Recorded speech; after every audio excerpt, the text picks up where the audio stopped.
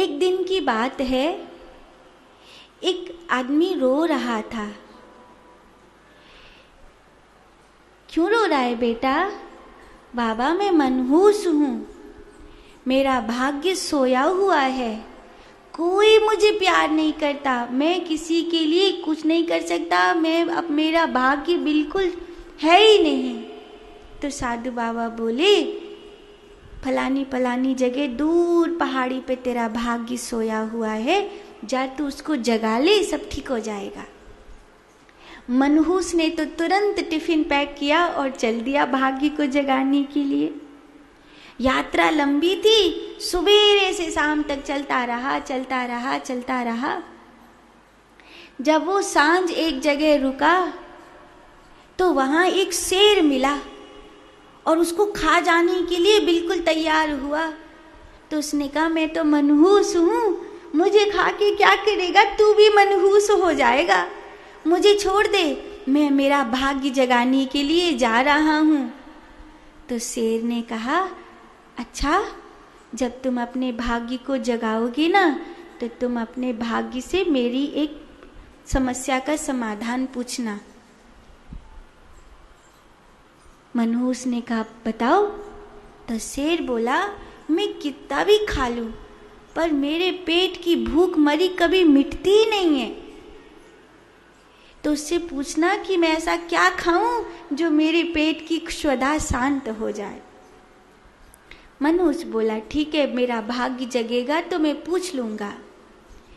फिर रात बीत गई और सवेरा हुआ, फिर वो यात्रा पर निकला। यात्रा लंबी थी, चलता गया चलता गया चलता गया। सांझ हुई तो गांव के एक किसान के घर रात में उसने डेरा डाला। किसान ने कहा, कौन हो भाई, कहाँ जा रहे हो? उसने कहा, मैं मनहूस हूँ, अपने भाग्य को जगाने के लिए जा रहा हूँ। किसान ने कहा, अगर तुम अपने भाग्य को जगाओ तो मेरा भी एक काम कर दोगे क्या?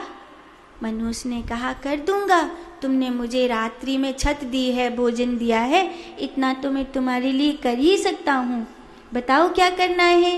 तो किसान ने कहा, कहानी समझ में आ रही है ना?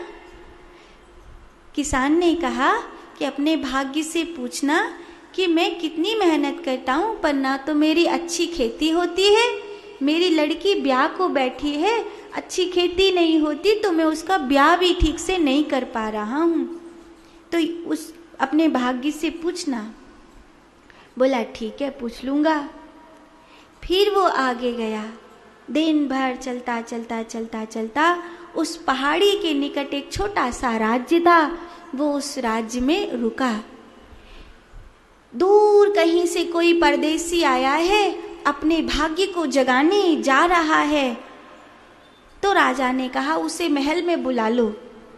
मनहूस को महल में बुलाया गया। मनहूस ने आज राजसी खाना खाया, बड़ा खुश हुआ। राजा ने कहा, तुम तुम्हारे भाग्य को जगाने जा रहे हो? हाँ महाराज, मैं भाग्य को जगाने जा रहा हूँ। तो राजा ने कहा, अपने भाग्य से मेरे लिए भी कुछ पूछ लोगे? हाँ, पूछ लूँगा। तो उनसे पूछना, मैं कितना भी अपने राज्य शासन को अच्छे से चलाता हूँ, पर मेरे राज्य में अराजकता समाप्ति नहीं होती है, तो मैं ऐसा क्या करूँ जो मेरे राज्य में अराजकता समाप्त हो जाए? मनहूस ने कहा, पूछ लूँगा। फिर वो उस पहाड़ी पर पहुँचा और उसने अपने भाग्य को जगाया।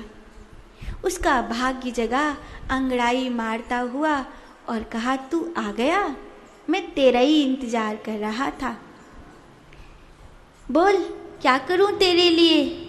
मनहूस बोला, अब तो मेरा भाग्य जाग गया, अब तुम्हें मेरे साथ ही रहना होगा। भाग्य बोला, ठीक है। भाग्य मनहूस के साथ हो गया। जब भाग्य मनहूस के साथ हो गया तब तो उसकी किस्मत ही बदल गई। फिर तो उसको सब कुछ ठीक ठीक समझ में आने लगा। लौटते समय वो उस राज्य में वापस रुका। राजा ने पूछा, क्या तुम पता करके आए? तुम्हारा भाग्य जागा? उसने कहा, हाँ, मेरा भाग्य मेरे साथ ही आया है और आपके राज्य में अराजकता इसलिए है क्योंकि आप एक स्त्री हैं और पुरुष के भेष में राजा बनकर के रहती हैं। अगर आप किसी योग्य पुरुष से विवाह कर लें और आप दोनों मिलकर राज्य चलाएं तो आपके राज्य में अराजकता नहीं होगी। वो राजा बहुत खुश हुआ।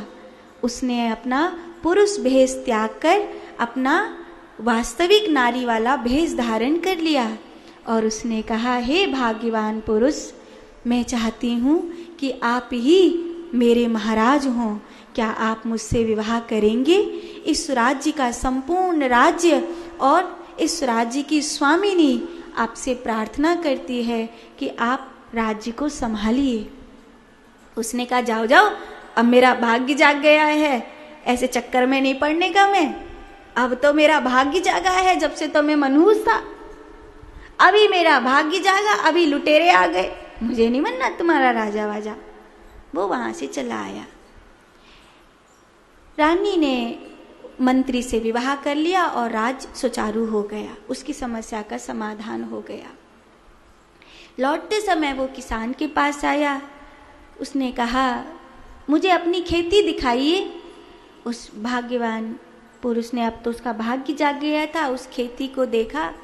खेती को देखते ही उसने कहा, इस खेती में स्वर्ण की मोहर के 7 कलश दबे हुए हैं। अगर आप इस खेत की खुदाई करवाएं और उन कलशों को निकाल लें तो स्वर्ण निकल जाने के कारण आपकी खेती भी उपजाऊ हो जाएगी और इस धन से आपकी पुत्री का विवाह भी उचित ढंग से हो जाएगा।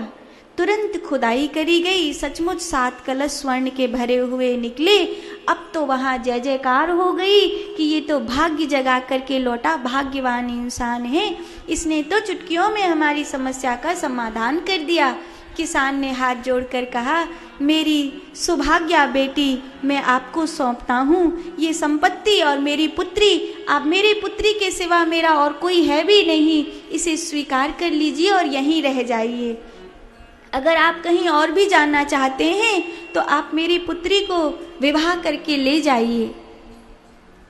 उसने कहा, जाओ जाओ, अभी तो मेरा भाग्य जागा है, अभी मैं इस झंझट में नहीं फंसने वाला।